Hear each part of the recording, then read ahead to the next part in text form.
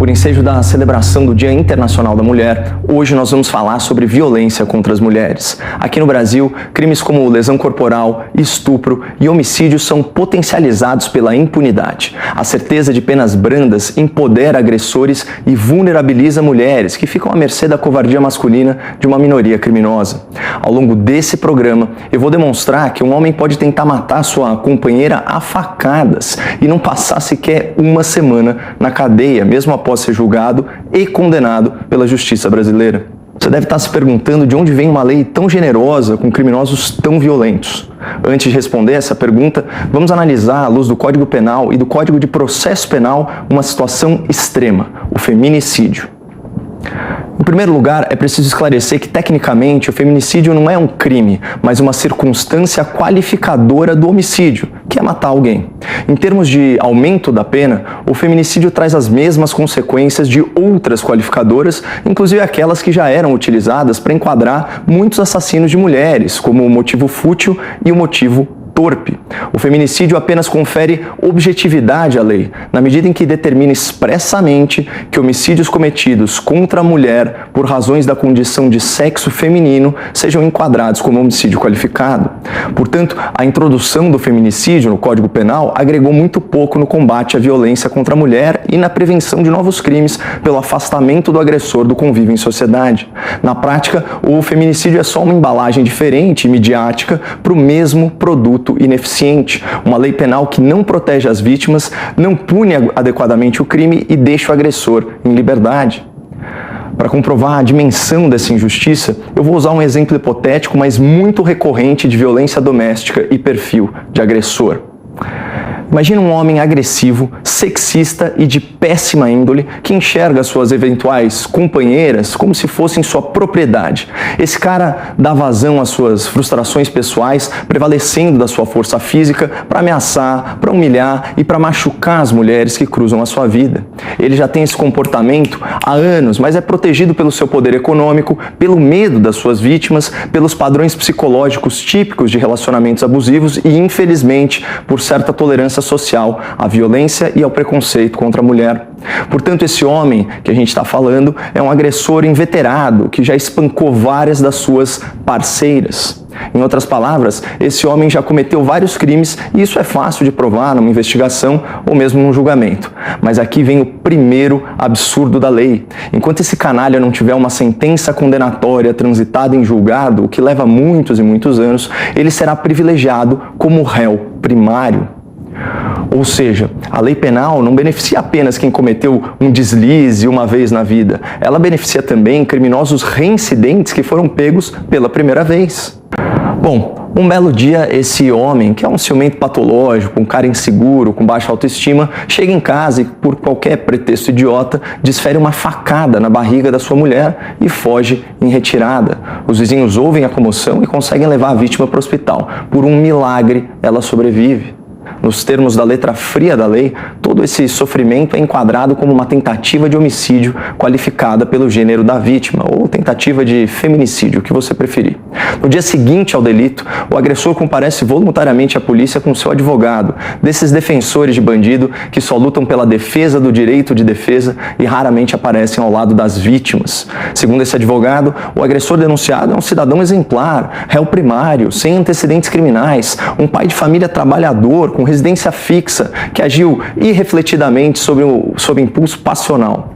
O agressor confessa o crime e, posteriormente, é detido por ordem judicial. Isso porque ainda nos resta a prisão preventiva.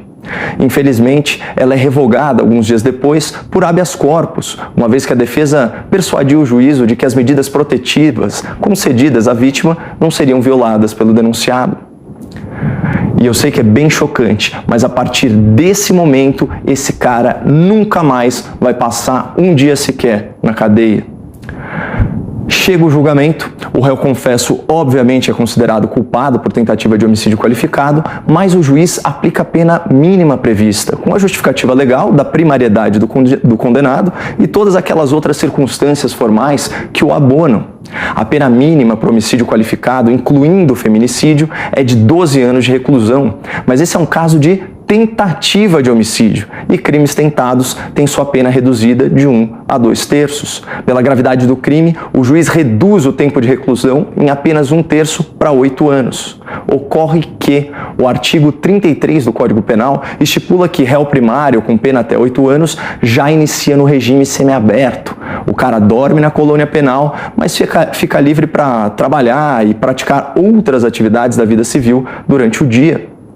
E o nosso covarde agressor de mulheres é um homem de muita sorte, porque faltam vagas na colônia penal superlotada, uma condição muito indigna denunciada pelo advogado de defesa, que pleiteia a aplicação imediata da súmula vinculante número 56 do STF, que diz o seguinte, aspas, a falta de estabelecimento penal adequado não autoriza a manutenção do condenado em regime prisional mais gravoso.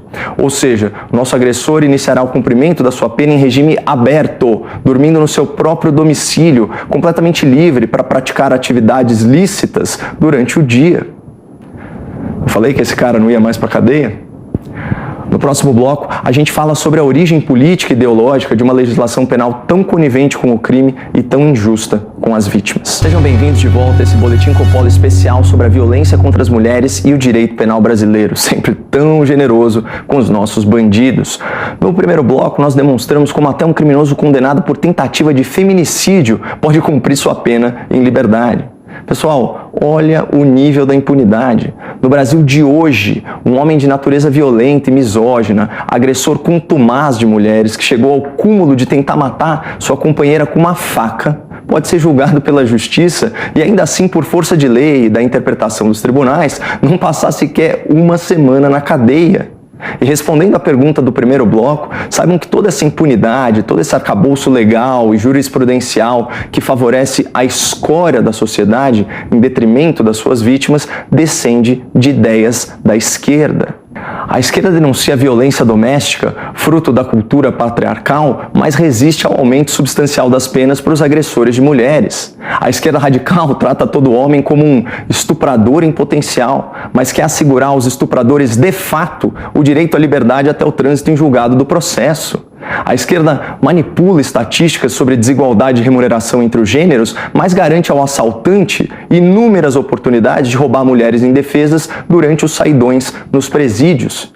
É a esquerda que romantiza o criminoso como uma vítima social, ignorando que praticar um crime é sempre uma escolha pessoal. É a esquerda que se mobiliza para defender direitos humanos dos agressores, mas se omite em dar protagonismo ao sofrimento das suas vítimas. É a esquerda que acredita que a finalidade principal da pena é a ressocialização e não a prevenção de outros crimes, a punição pelo delito e a retribuição moral às vítimas e à sociedade. E para fechar, é a esquerda que busca a atenuação das penas, a descriminalização de ilícitos e a despenalização de crimes como o pequeno tráfico e o furto, como se extinguir a punição e desencarcerar criminosos tornasse o Brasil um lugar mais justo e mais seguro. Não mesmo. Esse país é menos seguro por causa da esquerda e, em especial, as mulheres desse país são menos seguras por causa da esquerda. Quem é bem informado, quem deseja de coração proteger as mulheres, jamais apoiaria ou votaria nessa esquerda brasileira, que ao fazer e interpretar as leis, coloca a sua ideologia e o seu próprio medo de parar na cadeia acima da segurança das nossas irmãs, das nossas namoradas, das esposas, das filhas, das mães e avós. As mulheres são o ápice da criação, o que a humanidade tem de melhor, e o seu bem-estar deve ser guardado com prioridade por qualquer sociedade que se pretenda civilizada. Segundo o levantamento mais recente do Fórum Brasileiro de Segurança Pública, a cada 6 horas e 30 minutos, uma mulher morre por homicídio qualificado em razão de gênero aqui no país. Muito obrigado e fiquem com Deus.